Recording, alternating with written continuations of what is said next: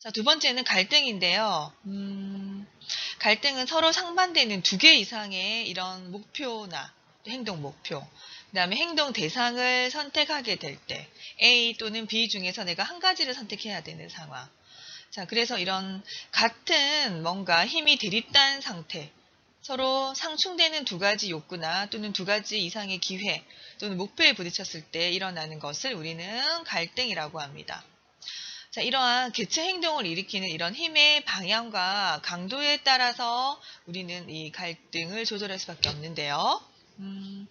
자, 첫 번째가 이제 정 플러스의 유의성. 자, 행동 목표나 욕구가 정의 유의성을 가지면 자, 개체는 이에 대해서 접근하려는 성향을 가집니다. 뭔가 나한테 A를 선택했었을 때 플러스가 될 것 같아. 자, 이와 반대로 자, 부의 유의성입니다. 부는 뭔가 내한테 마이너스를 입히는 상황이죠. 그 개체가 개체의 접근을 거부하는 성질을 가짐. 그래서 이 개체는 계속 이 상황을 회피하려는 경향을 보이게 됩니다.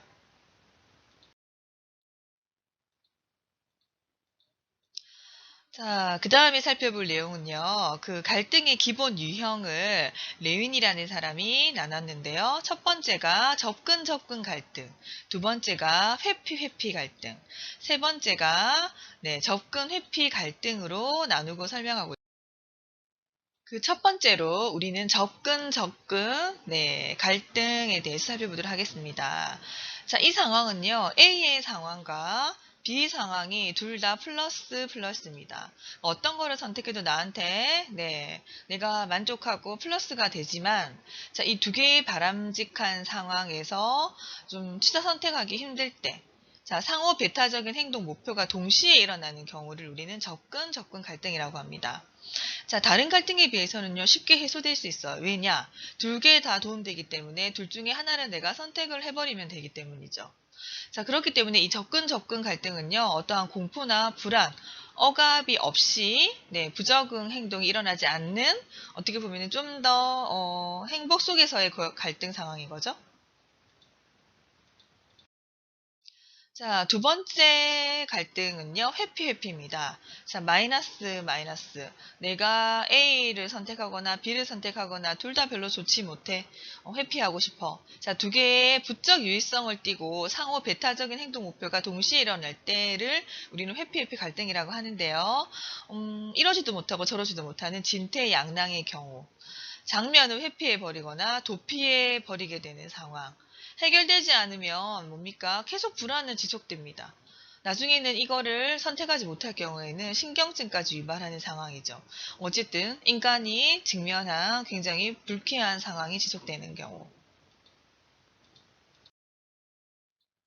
자, 세 번째 갈등 상황은요. 접근 회피 갈등입니다. 자, A 상황에서는 플러스가 되는데, 자, 또 한편으로는 마이너스가 되는 상황. 동일한 행동 목표가 정적인, 거와 부적인 것을 동시에 각각 가지고 있는 경우. 자, 도피함으로써는 해결되지 않는 것. 정과 부 또는 두 유의성이 대등한 평형 상태를 유지하는 지점에서 머무르려고 하는 것. 자, 이것은 연속적인 긴장 상태를 지속적으로 유지할 수밖에 없겠죠. 유발합니다. 그래서 소극적인 적응 기제로는 감소되지 않는 이런 불안 상태가 지속적으로 일어나는 상황을 우리는 접근 회피 갈등이라고 합니다. 네, 다음은 세 번째로 적응과 정신건강에 대해서 살펴보도록 하겠습니다. 자, 여러분, 욕구, 불만이 지속적으로 일어날 때 우리는 인내성이 필요하죠. 자, 이러한 욕구, 불만을 잘 견뎌 나가는 능력 또한 이 사회에 잘 적응하는 하나의 방법인데요. 자, 인내성이 부족한, 약한 사람은 욕구, 불만에 직면했었을 때 굉장한 극도의 스트레스, 긴장감을 가지게 돼서 여러 가지 부적응 행동을 일으키기 쉽습니다. 자, 결국에는 이게 조금 지나칠 경우에는 우리가 옆에서 봤었을 때, 쟤 굉장히 신경질적인 사람이야. 라고 판단이 되기도 하고요. 이게 심해지면은, 분열적인, 정신분열증까지 일으키게 되는, 극도의 정신과적인 치료를 받아야 되는 상황이 발생할 수도 있습니다. 자, 이러한 그 욕구 불만에 대한 인내성은요, 어렸을 때 가정교육과 밀접한 관련이 있다는 연구들이 많이 나오고 있는데요. 단순히 욕구를 시키도록 애쓰지 말고 우리는 어떻게 유아들이라 하더라도 스스로 뭔가 해결할 수 있는 방향을 제시하고 네, 조금 욕구 불만을 인내하고 네, 기다릴 수 있는 이런 힘을 길러줌으로 인해서 자기 스스로의 문제를 극복하였을 때 성취감을 느꼈어. 성취감을 체험할 수 있는 기회를 어렸을 때부터 많이 주셔야 한다는 거예요. 그래서 아이들이 뭔가 갖고 싶거나 욕구를 표출했었을 때 부모님들이 즉각적으로 해결해 주는 것이 결코 바람직한 이후의 정신건강에는 도움이 되지 않는다. 자, 그래서 만족, 지연이라든지 네가 요거하고 좀 기다린다 그러면은 나중에 엄마가 해줄게. 그래서 아이들이 즉각적으로 욕구를 해결하고 싶지만은 좀 뭔가 참고 인내할 수 있는 네, 이런 것들이 길러졌었을 때 네, 우리는 바람직한 성취감까지 네, 체험할 수 있습니다.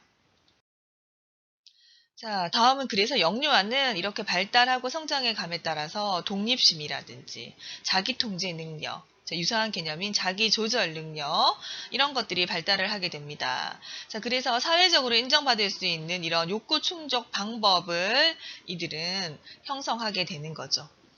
자, 한마디로 말해서 그러면 긍정적인 건전한 성격 발달은 가정에서의 네, 바람직한 양육 태도, 양육 환경을 제공해 주셔야 되고요.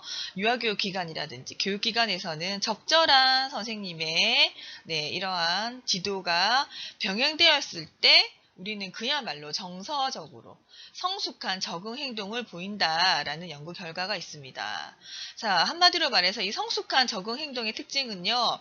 자, 이러한 가정 환경, 그 다음에 이러한 교육 환경에서 자란 아이들이 굉장히 독립성이 높더라. 독립적인 아이가 되더라. 주체적인 모습을 보이더라. 자, 그리고 어려운 환경도 잘 극복해 나가더라. 그 다음에 자기 정체감에 대한 지각이 굉장히 높더라. 교육엔 이러한 것들이 자아 존중감 또한 높다. 그리고 이런 모든 것들을 통합하려는 통합력 또한 높더라라는 겁니다. 자, 이러한 특징을 모두 갖춘다는 것은 상당히 이상에 불과한데요. 우리가 그렇지만 지속적으로 긍정적인 양육 태도, 바람직한 이런 교육 환경에서 지도를 통해서 아이들이 이러한 네, 바람직한 성숙한 적응 행동을 가질 수 있도록 우리는 끊임없이 노력하셔야 될 것 같습니다. 네, 다음은 부적응하는 아이들이 적응 아이들보다 사회에 바람직한 행동이 지속적으로 패턴화돼서 나타나기 때문에 이러한 바람직하지 않은 행동들이 습관화될 확률이 상당히 높습니다. 그래서 이렇게 네, 바람직하지 않은 이런 행동들이 습관화되기 때문에 주변의 교사나 부모로부터 계속 행동이 또는 생활이 통제되기 쉽죠. 결국에는 이런 것들이 반복되다 보면은 자기 체제화가 늦고 자기 현실을 계속 왜곡하게 되는 이런 현상들이 나타납니다.